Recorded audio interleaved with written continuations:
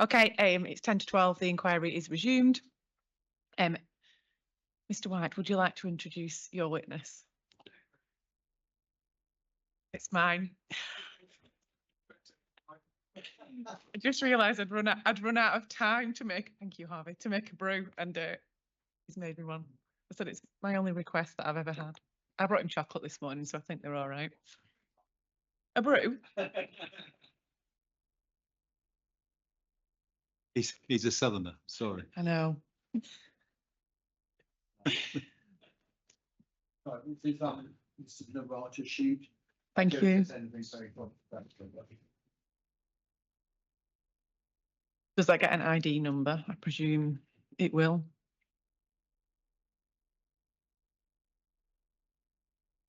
Thank you. There's nothing of substance. It's just just having another read through. You think you've done it properly, and then you inevitably find some typos. Yeah.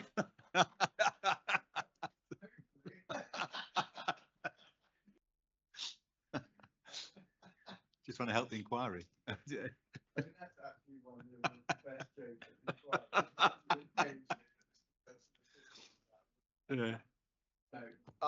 Mum, there is another point which is a minor point, and if Mr. Fallon wants to comment on it, he of course can.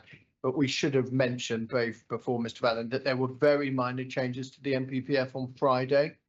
There were, yes. Yeah, I don't think they're exactly consequential, but I just wanted to check that you. I've seen them. Yeah, exactly. That's that. I don't think they have any material relevance to anything we've done or are going to do, but I just wanted to make sure you knew of that. But I was up to date.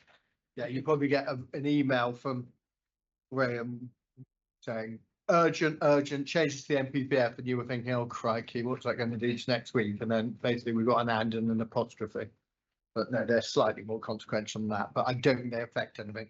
So, Mr. Sensecall, can I introduce you? I think you might be the 20th witness. Right, how's this? The 20th witness and the final witness. And can I introduce you to the inquiry, please? Your qualifications and experience are set out at page 5 of your proof. You have an honours degree in planning and a graduate diploma in conservation and urban renewal. Is that correct? That is correct. You're a member of the RTPI. I am. You're an equity partner at Carter Jonas, and there you are head of the firm's planning and development for the South, and you're based in the Summertown office in North Oxford. Is that correct? That's all correct. You've been a consultant town planner for 42 years, and you've been involved in that time in a wide range of planning applications, appeals, development plan inquiries, and EIPs. And you're currently, some of your clients are set out in Appendix 1. Can we just very briefly take that up, please? Because there are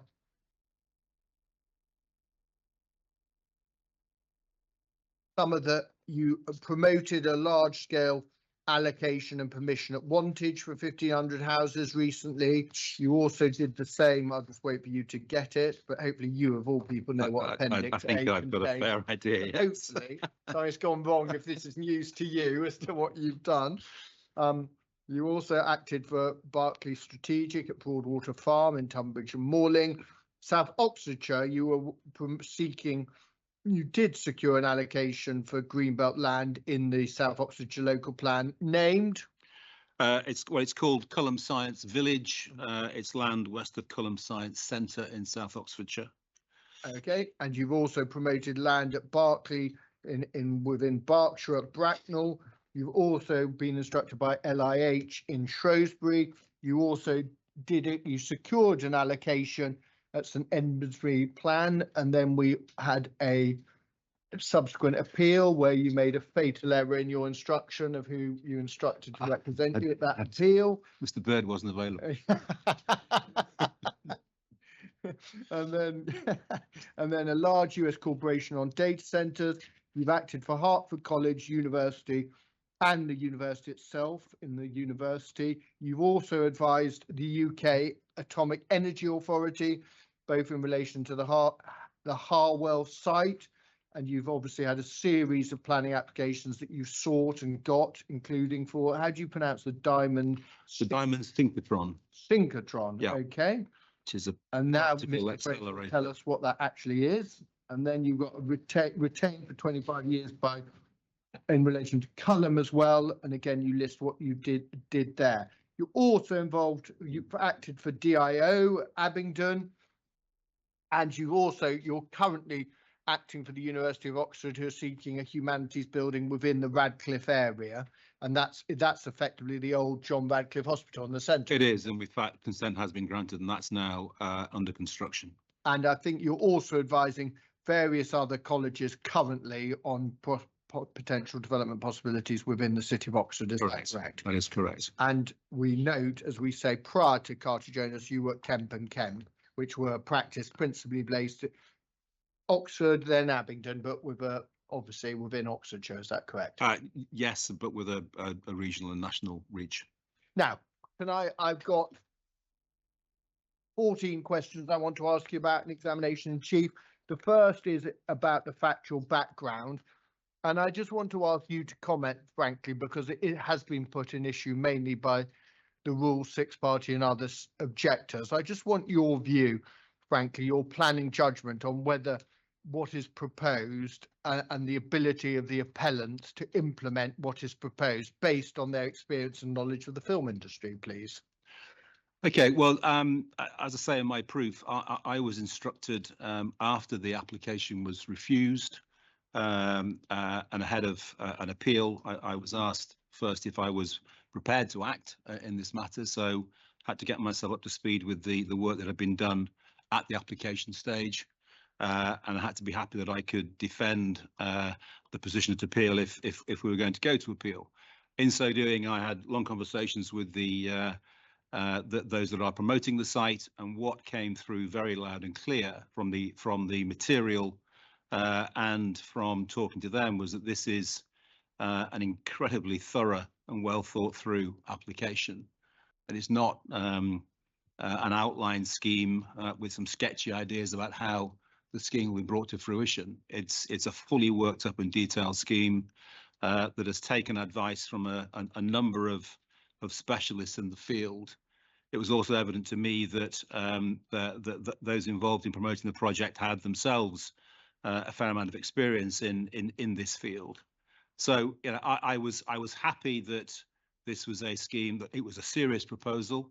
I was happy that there was a good case to make at appeal. Otherwise, I wouldn't be here.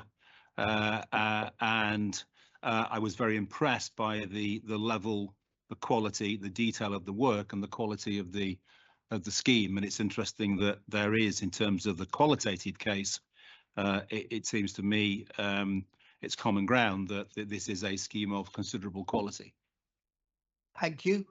Now, I just want to ask you as well about the consideration of the application by the LPA, and particularly, please, we take up your proof. And you'll recall I asked Mr. Fannin about this. And can we look at your 2.4? Yeah. And in the light of Mr. Fannin's evidence and my questions, I just wanted to give you the opportunity to orally comment on 2.4 and the approach that was taken on the 23rd of October and the approach that was taken on the 30th of May, please. Well, yeah, I mean, I summarised the position, Mum, at my 2.4 and 2.5. It sent to me, having looked at the minutes of the meeting and read the officer's report, that the members were saying at the committee meeting in October that there were still some outstanding issues that they wanted further information on and needed to be resolved. It's difficult to imagine that they would vote for that deferral on that basis if they didn't think there was the possibility, at least, of it coming back to them in a form that they could support. And that's what I say in my evidence.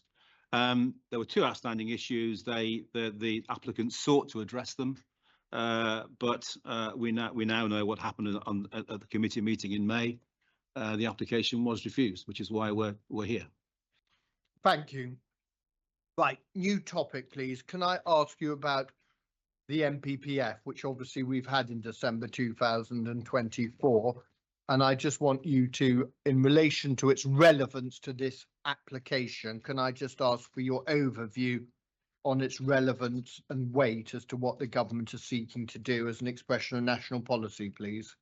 Well, I honestly believe it's a game changer in terms of the way that we have to consider this appeal. In writing my evidence pre the 12th of December, I thought we had a good case to make, or as I say, I wouldn't be here otherwise. But when we saw the changes to paragraphs 85 to 87 and the clear emphasis, in my view, on growth, which chimes with everything I've heard from this Chancellor since the day that she was elected. And there's a speech of hers that I wouldn't mind referencing on the 29th of January, which was put in this morning, Mark. But it's quite clear that this government is set upon a road to growth, and the questions that you put to Mr. Fannin before the break were absolutely fair and right in my view, in that on any reading of paragraph 87, what this government is saying is that the creative industries are one of the 8 pillars. They're one of the sectors that they want to support and they see being central to their striving for growth. And what they're saying is that we have to make provision for the expansion and growth of that sector, and that we need to do so having regard to the fact that it is one of those sectors that works in clusters. There's been a lot of debate at this inquiry about the West of London cluster and the wider London cluster, but whichever way you look at it, this site is in the heart of a cluster of such activity. And I do think, I mean, I absolutely do believe that insofar as the need case is concerned, the paragraphs 85 to 87 provide that need case. Provide that and government is saying to us that this is a very important industry, an industry that we have to support, an industry that has to step up, and provision needs to be made. And what do you say is the consequence to 87A of the Mr. Fannin approach, which I think I termed as robust scepticism? If you go back to first principles and require appellants post December 24 to prove need, what is the degree in your judgment compatibility or incompatibility with guidance which seeks making provision in order to support the growth of these industries? It's wholly incompatible in my view. I think what the government is saying is that they are clear that there is a need. Otherwise, why would they have put out the new MPPF in these terms around making provision for the expansion and upgrading of facilities? That's the other point here. That yes, we do have a number of film studios in to the west of London, but this is a step change in terms of the quality, in terms of the size of the scheme, and the critical mass, and that, to my mind, is what this government is looking to do. It's looking for that step change. It's looking to attract inward investment. This is an international proposition, and that's exactly what this government is about. Is in terms of its investment strategy. And what do you say? We've had Mr. Fannin's evidence yesterday afternoon. What do you say in the light of 87A when you hear it as scheme for 1.7 million square foot for creative industries, and an LPA planning witness gives neutral weight to the need in the light of 87A? What's your view on that? With respect to Mr. Fannin, I think he's wrong. Thank you. What is the practical consequence in all planning applications, irrespective of this? What is the consequence of giving neutral weight to the provision of creative industries? What is the consequence for 87A if everyone took the Fannin doctrine, if I may term it? Well, I don't think the government's going to achieve its growth agenda. Thank you. Now, also, while we're there, can I also ask you about this point? Well, we might as well deal with it now. What do you say in the light of Mr. Fannin's evidence about the development plan and how it deals with paras 85 to 87 in view of his answers, for example, with CP5? Yeah. I mean, CP5 is about delivering land for business. Yes, but you took Mr. Fannin through the four criteria, and he accepts the 5 criteria. Right, Apologies. I think the 5th one was agreed was irrelevant Yes, insofar as fair. it goes to rural areas. But insofar as the first 4 are concerned, Mr. Fallon accepted that they didn't address explicitly where we are now in terms of government policy. So to that extent, and also that policy is framed very much in terms of local provision, whereas what we now have is a government saying you've got to have regard to the national position too, and that the councils have got to play their part in furthering the national objectives for growth, and Buckinghamshire is an authority because it has this cluster and this history of filmmaking that is going to have to step up. And I know that Mr. Fannin referenced the fact that in broad and general terms the council does support the film industry. There is evidence of that. I accept it, but there isn't any explicit development plan support at present for the creative industries. That's the point. And can I also ask, in relation to how does this play out in relation to, let's go to paragraph 11, and the question of whether the policies which are most important for determining the application. Let me just, page 6 of the MPPF. I have that. First of all, let me ask you, is it your judgment that in relation to a 1.7 million square foot creative industry proposal, that the policies which deal with economic growth and provision are most important or not most important for determining the application? They've got to be most important, yes. And in the light that threshold, in your judgment, is passed, what is your view in the acknowledgement that Mr. Fannin made about the 5 criteria and their relevance? What is your view as to whether the most important policies that deal with economic growth are up to date or out of date? Insofar as the economy is concerned, that in my view, that the policy is out of date. Thank you. Next point, can we just deal with grey belt as well? Could you take up paragraph 1?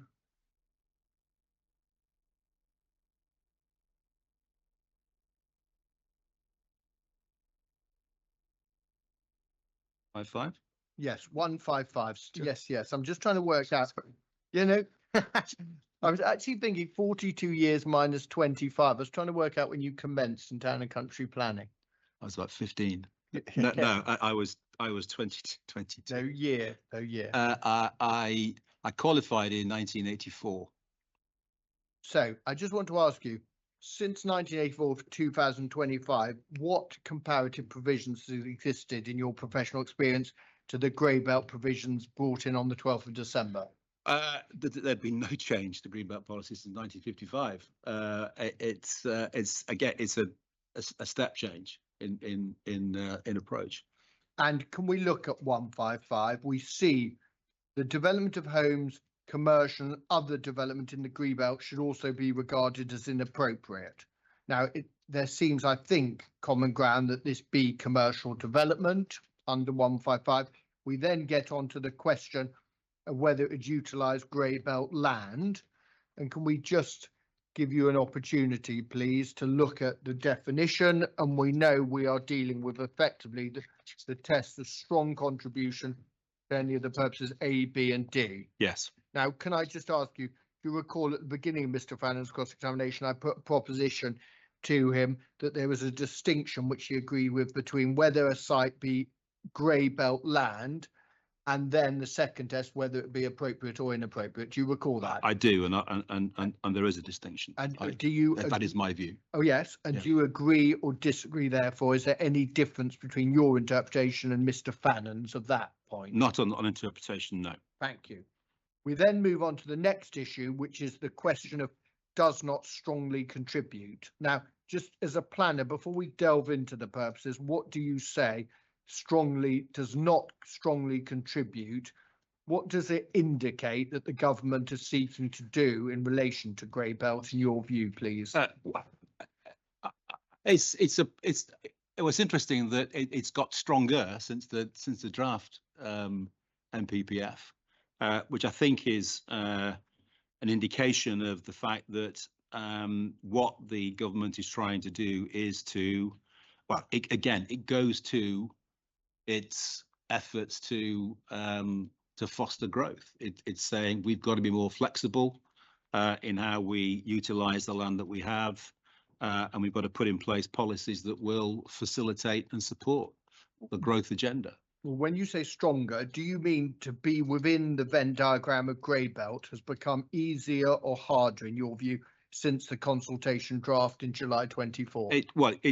There's a higher bar now.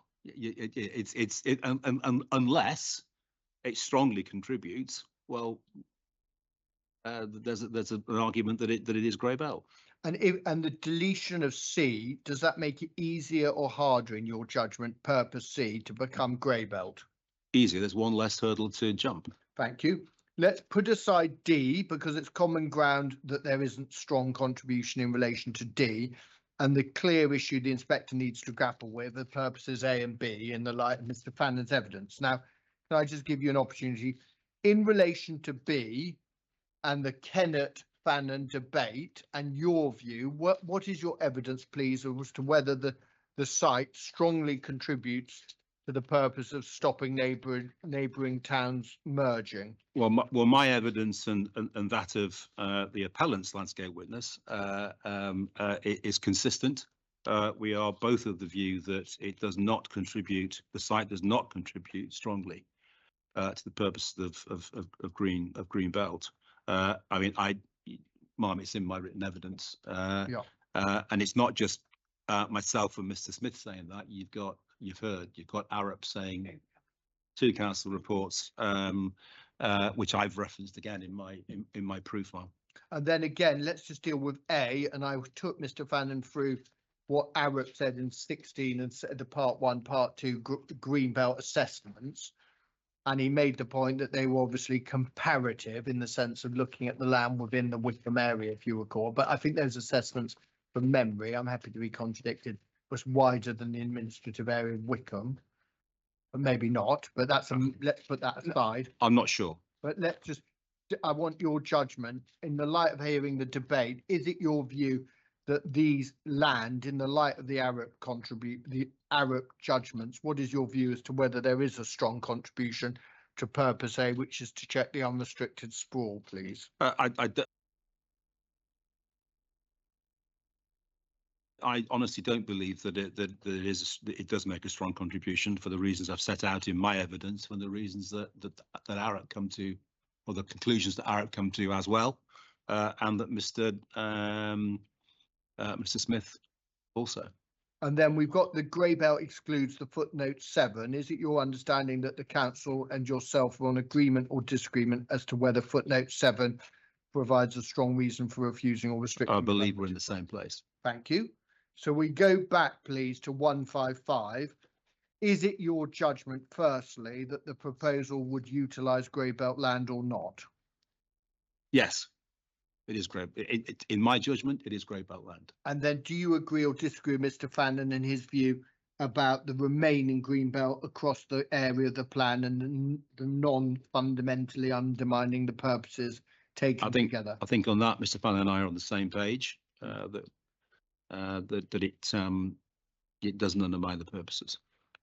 In relation to B, I obviously, with the health warning that I gave to Mr. Fannon yesterday, the last thing we want to do is re-enter the debate about need because the evidence is settled. But I just want to ask yes or no, in the light of the need evidence, what is your view as whether B, 155B, has been established or not by the appellant's evidence? Well, my clear view is that it has been established not only by the appellant's evidence, but also, as I say, by the government's position as set out in the MPPF. Now, C, in relation to the evidence we heard this week from Mr. Tester and Mr. Dix, and frankly, your own judgment as a planner, well, let me ask you first of all, is it your judgment in the light of what's in the MPPF, is this a sustainable location or not? I believe it is a sustainable location. Yes, I absolutely I do. And again, without going to the paragraph, I cover this in my evidence. And then And it's not just my view. Clearly, it's also the view of Mr. Dix and the evidence that he gave yesterday and the day before. Thank you. And again, do you share Mr. Fannon's perspective on little d and whether the golden rules are relevant or not for the consideration of appropriate or They're inappropriate? not relevant. Thank you. So, therefore, overall, you'll summarise, please. 155. Is this grey belt land or not, in your judgment? In my judgment, it is grey belt land. Next point, then, let's come on to the question. Frankly, is it appropriate or inappropriate development? It's appropriate on that basis. And then if it's appropriate, can I ask you, is there a need in your view to show that an alternative site exists or does not exist for the proposal? There's no policy requirement to do that, no. Thank you. And even if it's inappropriate, do you suggest or do you think there is or is not a requirement to show an alternative site out with the green belt? If very special circumstances. There isn't a policy requirement, even if it's inappropriate. And I go to that in my evidence. I talk about the fact that yes, we have extensive need evidence, but there's no policy requirement to provide that evidence. But we believe it is material to and helpful to our case. Thank you. Next point, please. Can we deal with the development plan? And I've left mine in our retiring room, but I should remember it pretty well. But can I just bring it up on? Yes, absolutely do. Yeah. Sorry. That was a hint that Mr. Laycock's taken up.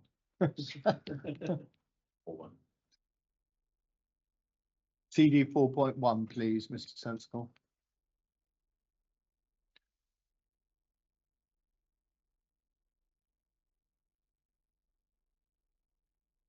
I have that.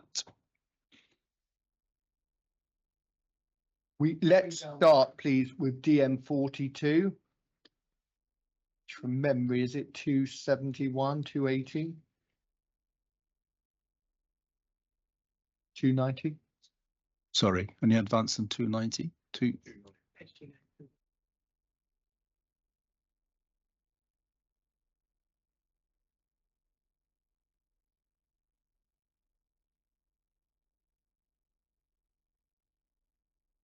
Yes, I just want to deal with DM 42 first of all, and your view as to what extent is this policy up to date or out of date in the light of the insertion of grey belt into the MPPF, please, Mr. Sensecall. It is a policy that I believe is up to date in that it's self-correcting, if you like. It references the MPPF and development. The MPPF classifies as not inappropriate. So I think from that, in that regard, it is up to date. But what do you say about the second limb, but only when subject to the following clarifications?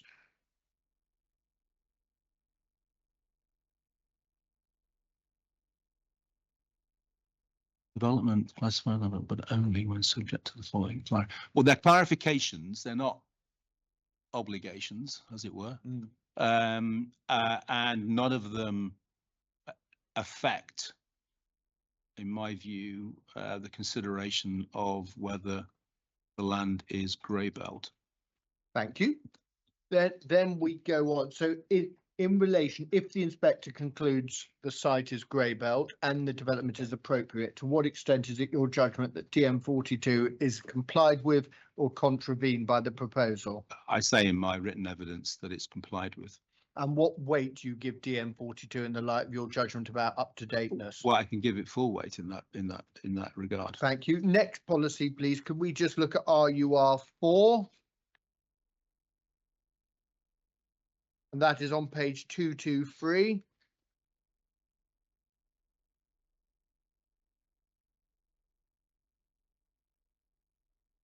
I have that. Now, can I first of all ask you, to what extent do you take the view that RUR4 is complied or not complied with by the proposal?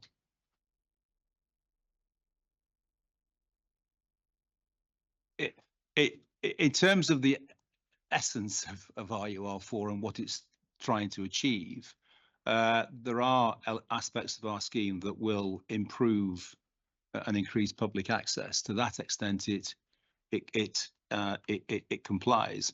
My problem with RUR4, and I've said this in evidence, is that I believe it is out of date. It's aspirational. There have been policies around this in previous local plans, not only this local plan. So the council has been looking at the idea, the prospect, the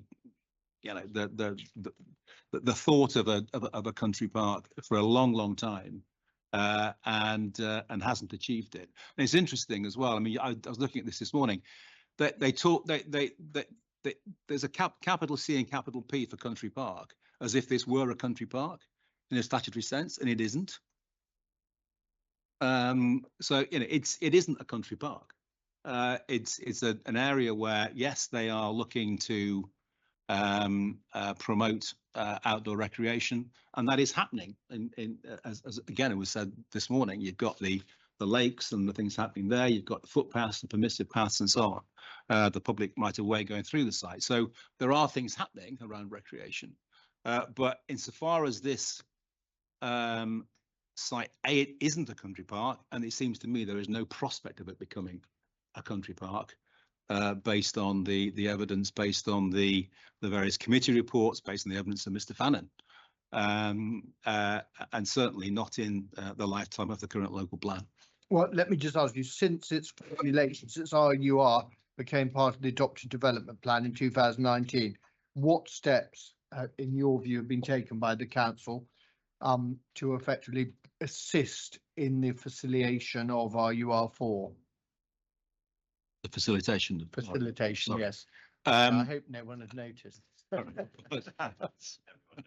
just thought it was a word I wasn't familiar with. Nor me. I didn't want to give the wrong answer. I can't see that the steps they've taken have been backward steps, if anything, in that we have the SPG from 2002. We have the committee report that follows that. We had the more recent committee report in January, December and then January, where the council seems to be lowering its aspirations and horizons, and in the light of the discussion you were having this morning, Mr. Fannin, around its lack of control over the land. Thank you. Could we then take up, please, page 60 and 61 of your evidence?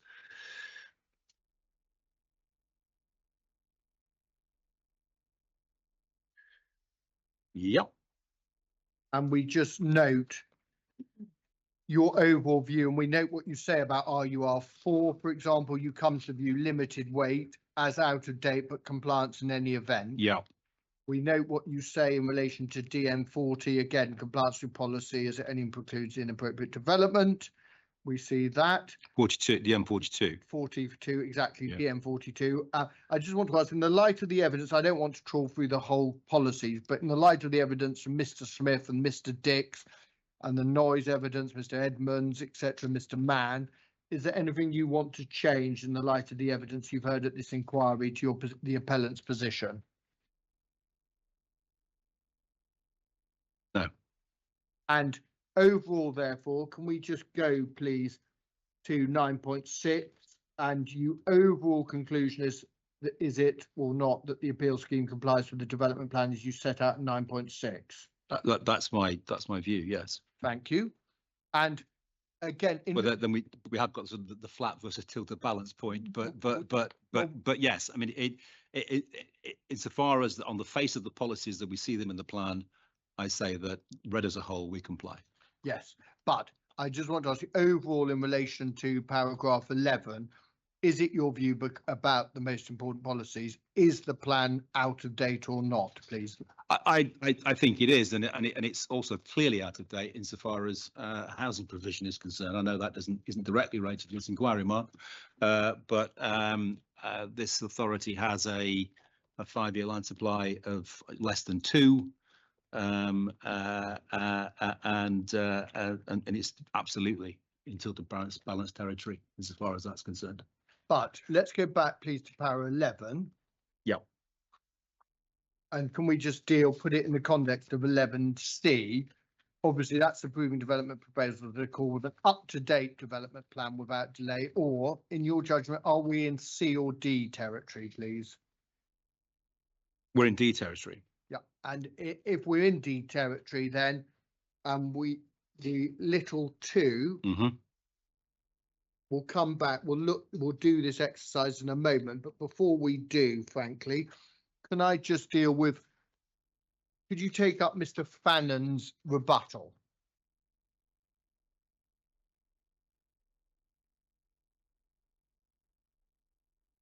The rebuttal of my evidence. Yes. Yeah. But it's page 17.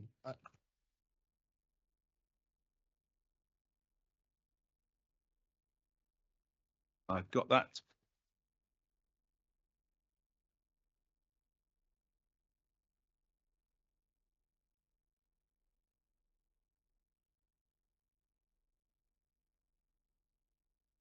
And if you might also want to finger in page 63 of your evidence, which I think is the source of the weightings that Mr. Fannon reflects there. Yes. And I just 2 points, I think, and it shouldn't be condensed. I think Mr. Fannon has correctly identified your weighting. I don't know if you've done that exercise, but on a cursory exercise, I think he accurately, the inspector record or not that the weighting he's got for the appellant is correct. I have checked it and it is correct, Mum. Next point, in the light of the evidence we've heard at this inquiry, do you wish to change any of the weightings that you listed in your proof back just before Christmas? No, I do not. Next point then, can I just ask you though, while we do that, can you just tell the inspector, let's just deal with need. And on the scale, remember I asked Mr. Fannon, is your scale comparative to Mr. Fannon? I think the most relevant thing is because we notice you use substantial and significant. Do you take what I think is more conventional approach of putting substantial above significant? I do, yes. Yes. Okay, just to confirm that. Fine. So let's just look, need, substantial. Yes. And can you just say, why do you give the weighting of substantial to need in this matter, please? I give that substantial based on the appellant's evidence. We've had 4 experts in the field plus another, 4 experts in the field. With respect to Mr. Fannon, we've had Mr. Fannon, a planner, giving evidence for the council. And I also, as part of that weighting exercise of, as I've said previously, Ma'am, had regard to government guidance in the NPPF and the clear push for growth and the identified need, as I see it, to support the creative industries. Thank you. Next question. I think there's less difference between you and Mr. Fannon. We've got a substantial against a significant.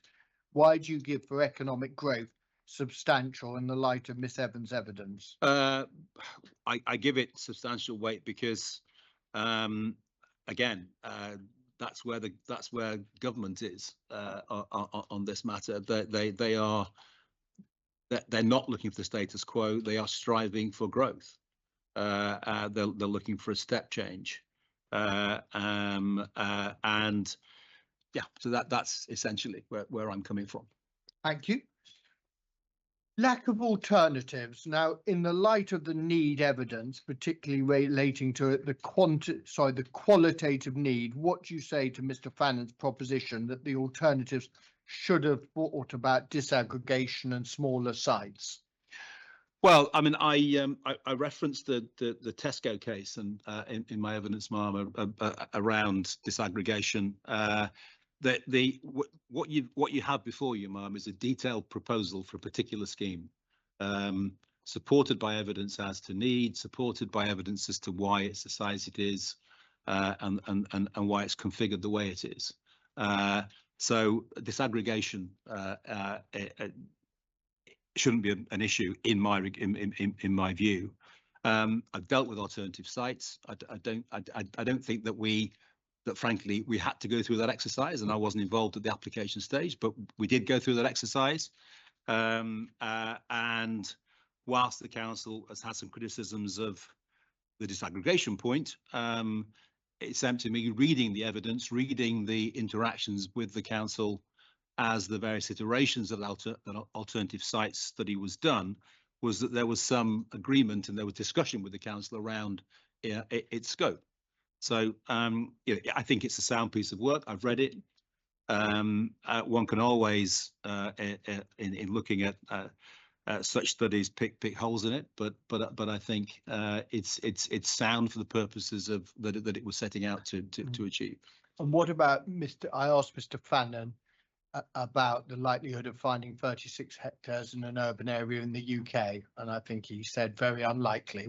Does your judgment agree with that, or do you take a different view, please? I think it's very, very unlikely. Thank you.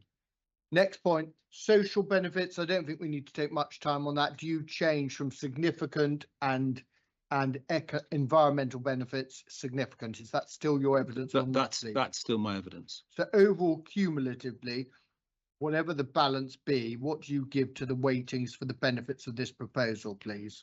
Well, you've got substantial, significant, and significant. So it's substantial, significant, substantial. Sorry. Now, before we leave that weighting, you put in this morning a speech from the secretary, not the Secretary of State, the Chancellor of the Exchequer, who gave a speech in Oxfordshire on the 29th of January. And I just wanted to ask, does the speech affect your weighting that you've given to economic growth or not? Well, I think it underlines the weighting that I've given, and it's clearly consistent and building upon the MPPF. She's very clear about wanting to grow the supply side of the economy. She's very clear about wanting to invest in businesses to nurture and support investment, support entrepreneurship. There's a specific reference to the creative industries. There's an acceptance and acknowledgement that we've got a skills issue. There's been debate, Ma'am, over the course of this inquiry about the skills point, and the council making the argument that, well, there's no one to fill these jobs. Well, the government gets that, but you've got two choices. You either say, oh, it's all too difficult, we'll just stay as we are, or you take positive steps to invest in skills, to invest in education, and to meet the challenge. And what comes through very loud and clear from this speech and other speeches that we've heard before and since, is that this government is up for the fight. Thank you. And then please, we go on. Let's come with me and go to the other side of the planning balance, harms, which you set out at page 63. And in the light of the evidence you've heard from Mr. Kennett and Mr. Smith, do you change your point on openness, please, from significant? No, I don't. Do you change the purposes, A, B, and C? Do you take the view limited as you set out on page 63, or do you change, please? No, in respect of all the harms, I am where I was when I wrote the evidence. So overall, you've got two significant and two limited. What's the cumulative weight to the harms, please? It's, well, again, it's sort of limited significant, limited slash. Well, then in a flat balance, yeah, you've got limited significant against substantial significant. Yes. Where does the flat balance lie, in favour or against the grant of planning permission? It lies in favour of the grant of planning permission. And then in a tilted balance, in which it's incumbent upon the LPA to show the harms significantly and demonstrably outweigh the benefits, where does your balance lie, please? It's slightly further along the spectrum of in favour. Now, on the basis that the inspector does not accept the grey belt argument, and on the basis she has to decide and apply the very special circumstances argument, which, as you know, is required in the case of inappropriate development, it's set out in 153, very special circumstances will not exist unless the potential harm to the green belt by reason of inappropriateness and any other harm resulting from the proposal is clearly outweighed.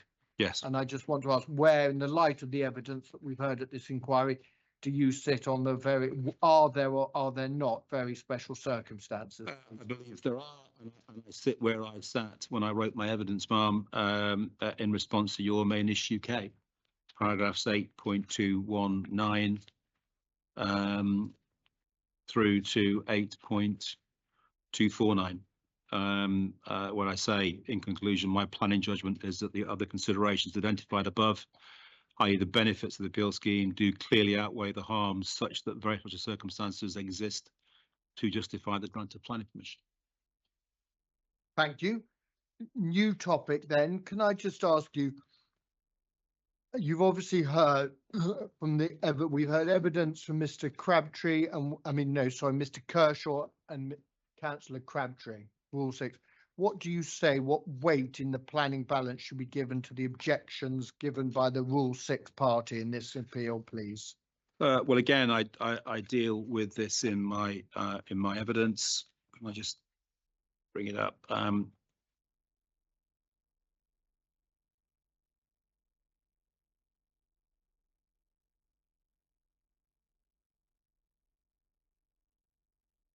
Sorry, I'm just. Yeah, you do.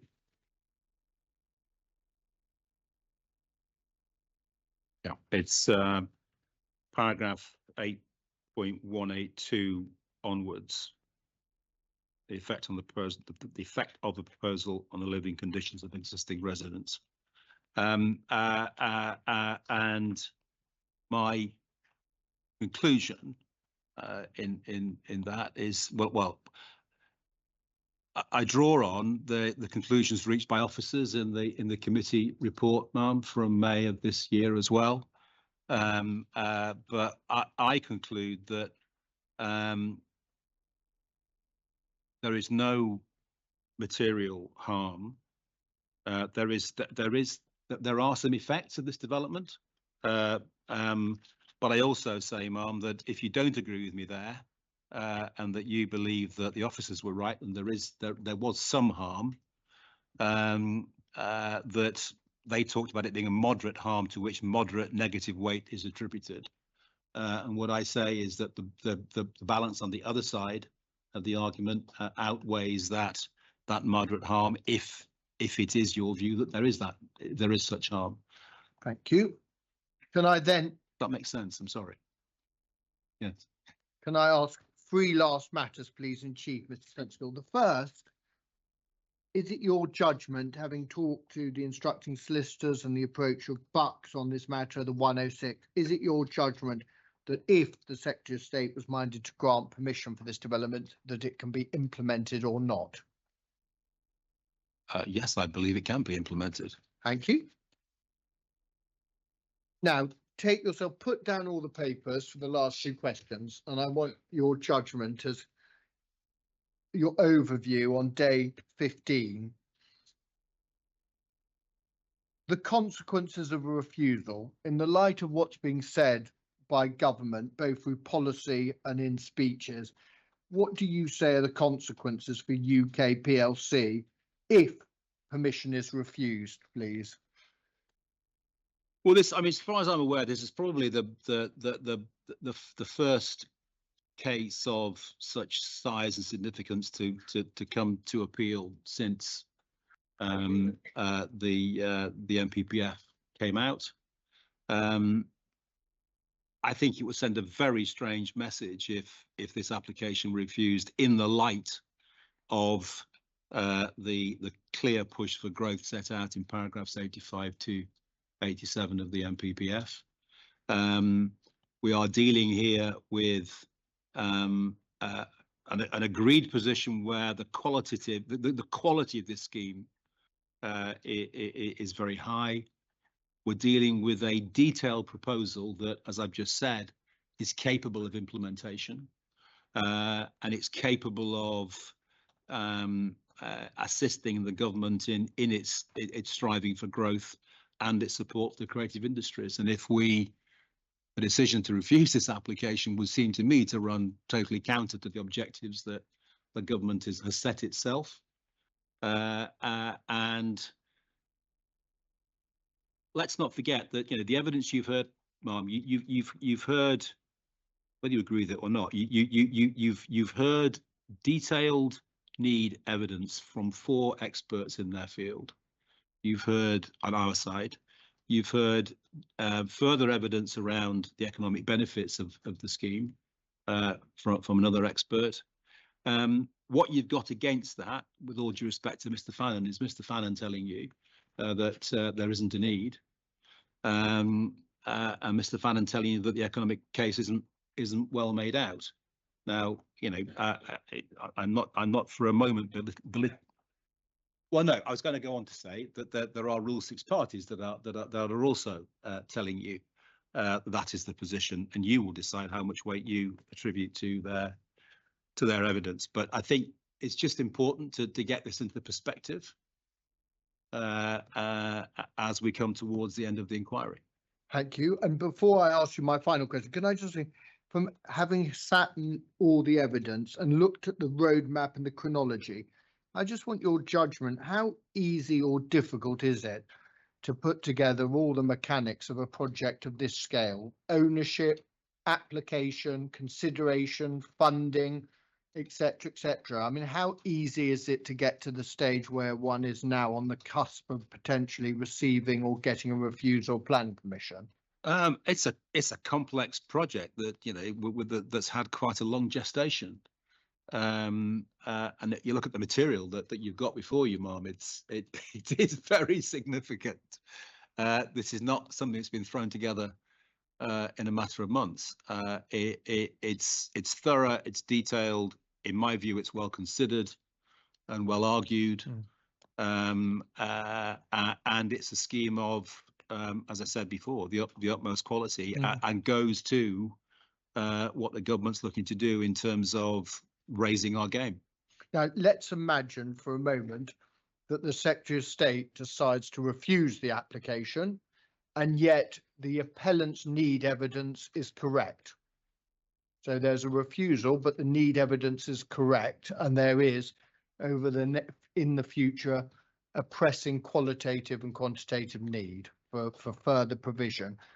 How easy is it or not to rectify and get additional floor space that meets that need? It's not easy. Finding a site isn't easy. Putting together a proposal of this magnitude is not easy. It would be not approving the scheme would, in my view, be a missed opportunity. Well, I was going to ask you the final question. Let's just turn from that scenario to a more optimistic from your perspective. Please, can you set out, just briefly summarize before we go to lunch, the consequences of a grant permission? In your view, what would be the consequences of a Secretary of State decision to grant permission? It would show intent on the part of Secretary of State in terms of delivering on the messages in government guidance and in the various statements we've heard from this government since it came to power. It would create a significant number of jobs, both locally, regionally, and nationally. It would show, I think, the wider global market that we're open for business. You know, we keep saying or a lot of rhetoric around the fact that we're open for business, but this would be a physical, practical manifestation of that. And we note, if you go back to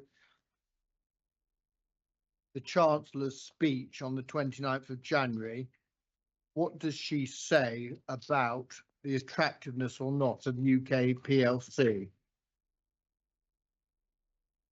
Well, there's a quote on page 14.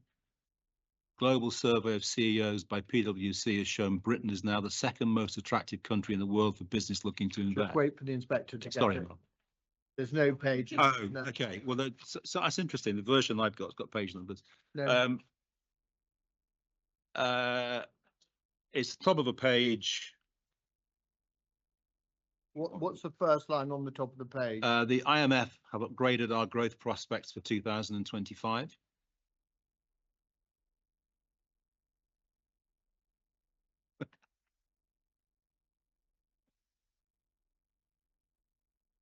Sorry.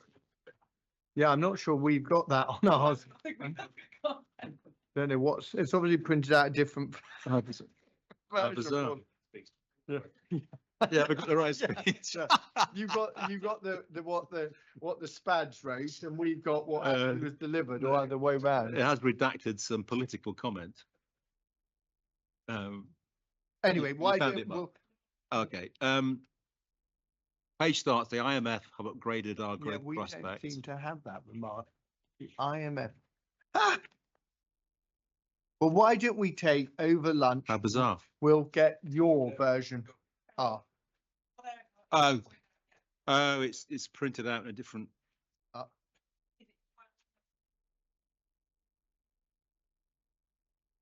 yes. No. Not a well, if you found the IMF,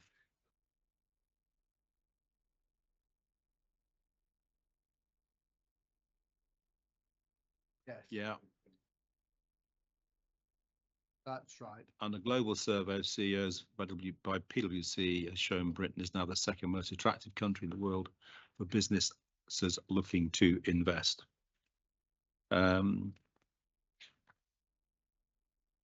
Thank you. That is my examination in chief of Mr. Sensecall.